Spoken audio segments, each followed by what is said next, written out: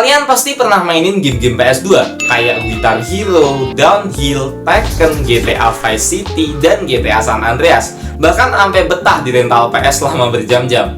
Oke, lupain soal rental PS-nya. Karena hari ini gue pengen ngebahas gimana caranya developer zaman dulu itu bikin game buat PS2.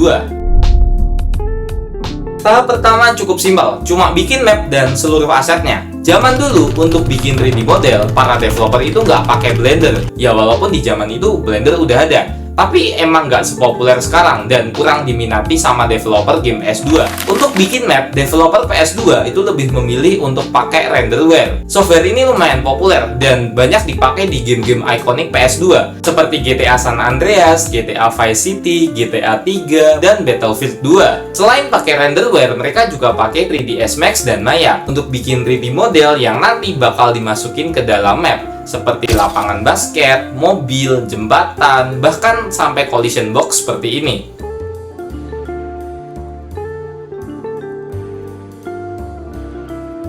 Nah, ada satu teknik yang mereka pakai saat bikin 3D model, supaya model yang dibuat itu nggak terlalu boros prosesor dan memori, yaitu teknik batching dan instancing. Teknik ini dipakai untuk properti yang nggak perlu terlalu banyak variasi. Cara kerjanya adalah, alih-alih membuat banyak model untuk satu properti, mereka hanya bikin satu model aja, terus disalin sebanyak-banyaknya. Teknik ini lumayan efektif buat bikin landscape hutan yang perlu banyak pohon. Tapi sayangnya kurang cocok kalau diterapin untuk bikin NPC. Soalnya nanti pasti wajah NPC-nya jadi sama semua cuy.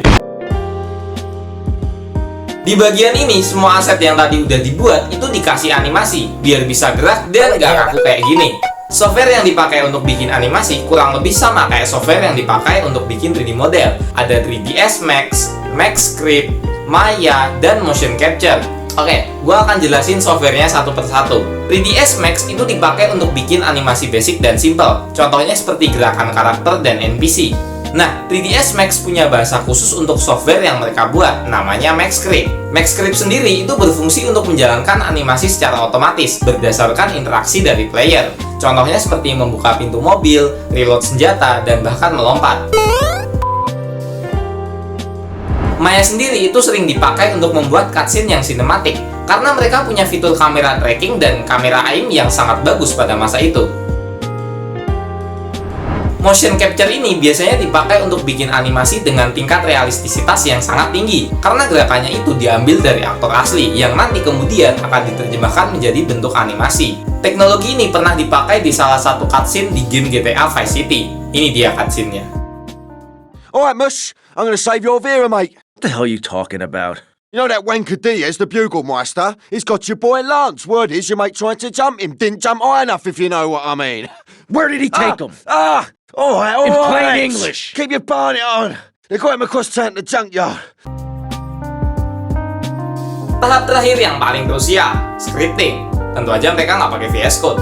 Tapi no VS Code no problem, mengingat di zaman itu VS Code juga belum ditemukan. Jadi para developer itu lebih memilih untuk memakai PlayStation 2 SDK yang emang dirancang khusus untuk memprogram game PS2. Untuk bahasa pemrogramannya mereka pakai bahasa C atau CPP, karena kedua bahasa ini tergolong cepat dan efisien untuk prosesor PS2 yang ketang banget. Proses scripting ini biasanya makan waktu sampai berbulan-bulan. Ya wajar aja sih, soalnya bagian scripting ini adalah bagian paling rumit dan bikin pusing. So ya, itulah tadi proses panjang dibalik pembuatan game PS2. Terima kasih buat kalian semua yang udah menonton video ini. BTW, gua Pinats dan jangan lupa subscribe.